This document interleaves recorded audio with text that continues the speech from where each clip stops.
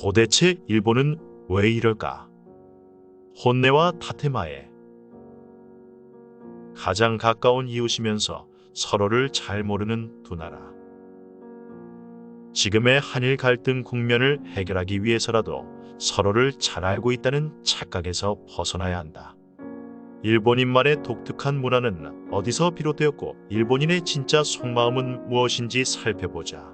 일본인들은 자기 행동을 다른 사람이 어떻게 생각하는가에 놀랄 만큼 민감하지만 동시에 다른 사람이 자기의 잘못된 행동을 모를 때는 범죄의 유혹에 빠진다. 루스 베네딕트. 세계에서 처음으로 핵폭탄을 맞은 나라. 세계에서 처음으로 핵폭탄을 2번 맞은 나라. 핵폭탄을 쏜 나라와 손잡은 나라. 이것이 바로 일본이다. 강자에게는 고개를 숙이지만 약자는 무시하고 앞에서는 온갖 예를 갖춰 웃지만 뒤돌아서면 바로 남이 되는 나라 일본. 딱딱한 위계 질서와 수직 구조는 일본 사회를 대표하는 모습으로 동양의 중동이라 불리기도 한다. 그런가 하면 뛰어난 장인정신과 쓰레기 한 점 없이 깨끗한 거리, 간결하고 흐트러짐 없는 일본의 미는 전 세계인이 일찌감치 인정한 부분이다. 1000년이 넘은 기업이 건재하고 아마추어 스포츠 문화가 활성화된 일본의 공동체의식도 딱딱한 위계 질서라는 부정적 모습과 상충된다. 1900년대 초반 활동한 미국의 저명한 문화인 유학자 루스 베네딕트는 앞에서는 예에 바르지만 뒤돌아 서면 인의 척이 되는 일본인의 이중성을 국화와 칼에 비유했다. 일본인과 일본 사회를 단적으로 표현한 이 말처럼 앞이 다른 일본인의 습성은 어디에서 온 것일까? 집단주의적이면서 개인주의적인 문화.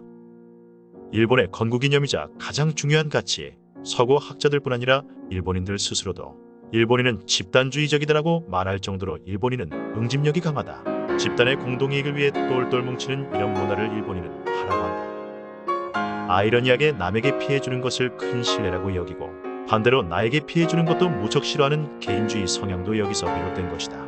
개인의 욕망을 차지하고 서로 사이좋게 잘 지내려고 노력하는 이 문화는 지진 등 자연재해가 빈번하고 섬이라는 고립된 환경에서 유래한 것이라고 본다. 화의 어원도 싸우지 않고 서로 화목하게 밥을 나눠 먹는다는 뜻이다. 604년 일본 아스카 시대 왕인 쇼토쿠 태자는 17개의 법칙을 반포했는데 그중 화를 일조로 정했을 만큼 화는 일본의 건국이념이자 가장 중요한 가치다. 화로 인해 생긴 다신론. 일본에는 다양한 신이 존재한다. 강의 신, 바다의 신, 나무의 신 등 자연과 관련한 것은 물론이고 심지어 유력 정치인이나 학자도 신으로 모신다. 일본인은 가족이 죽으면 신이 되어 자신을 지켜준다고 믿는데 이런 신앙을 신도라고 한다. 현존하는 토속신만 800만이 넘으며 이 신앙 역시 화해에서 비롯되었다. 절대적이고 신성한 존재의 신을 만들어 사람들이 복종하도록 만들므로써 화를 유지하기 위함이다. 일왕이 존재하는 이유도 여기 있다. 어릴 때부터 가르치는 민폐금지와 정리정돈 일본식 가정교육을 시즈케라고 한다. 시즈케에서 가장 중요한 것은 남에게 폐를 끼치지 않는 것으로 대화할 때는 큰 소리로 말하지 않고 다른 사람과 부딪히지 않도록 조심스럽게 행동하고 정리정돈을 생활화하고 세심한 부분까지 신경 써서 행동하는 것 등을 가르친다. 일본인의 진짜 속마음, 혼내와 다테마의 속과 다른 겉모습. 일본의 이중적 모습은 혼내와 다테마에서 비롯됐다. 혼내는 속마음을 뜻하고 다테마에는 겉으로 보여주는 표현을 뜻한다. 이들은 습관적으로 속과 다른 말을 내뱉는데 예를 들어 상대방이 틀린 부분을 틀렸다고 지적하지 않고 다시 한번 생각해보는 게 어때? 처럼 돌려 말하는 것이다. 혼내와 다테마에는 무사사회인 일본 특유의 배타적이고 닫혀있는 촌락 사회에서 시작했다.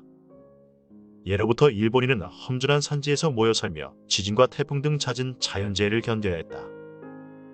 그런 만큼 단결력과 상급자에 대한 복종이 필수였고 자연스럽게 혼자 튀거나 상대방을 자극하는 행동을 혐오하게 되었다. 지금도 지속되고 있는 혼내와 다테마에 일본인 사이에도 교토 사람의 말은 반대로 생각해라 라는 속설이 있다. 메이지 유신 이전까지 일본의 수도였던 교토 지방이 특히 혼내와 다테마에가 심해 생겨난 말이다. 이런 표현 방식은 지금도 일반 시민사회를 넘어 정치인들의 모습에서도 흔히 볼 수 있다. 전쟁의 참화를 결코 반복하지 않겠다고 말하고는 다음날 야스쿠니 신사를 참배하는 모습이 대표적이다. 오모테나시, 남을 극진히 대접하다. 일본에서는 고개가 땅에 닿도록 허리를 숙이고 손님이 시야에서 사라질 때까지 인사하는 극진한 접대 정면을 쉽게 목격할 수 있다. 이처럼 손님에게 정성을 다해 대접하는 정신을 오모테 나시라고 한다. 일본 서비스 정신을 가장 잘 나타내는 말로 단순한 접대 수준이 아닌 마음을 사로잡는 극진한 서비스라 할 수 있다. 오모테 나시 정신은 종교적 개념에서 시작되었다. 승려나 순례자를 정성을 다해 대접하는 것을 불교의 보시와 같다고 생각해 신의 대행자인 그들에게 베푸는 것이 일종의 공덕을 쌓는 행위라 생각했다. 이러한 오모테나시 정신은 여행이 보편화되면서 발전했다. 유럽보다 100년은 앞서 18세기의 일본은 이미 여행이 대중화되었다. 이미 여행객을 잡기 위해 업소 간 경쟁이 치열해졌고 단순히 잠자리만 제공하던 료칸도 점차 음식을 내면서 차별화를 시도했다. 2013년 일본은 2020 도쿄올림픽 유치를 위한 연설에서 오모테나시를 처음 소개했고 실제로 이는 올림픽 유치에 큰 공헌을 했다. 오모테나시의 정수를 맛본 조선 통신사. 오모테나시의 발달에 기여한 것이 조선통신사이다.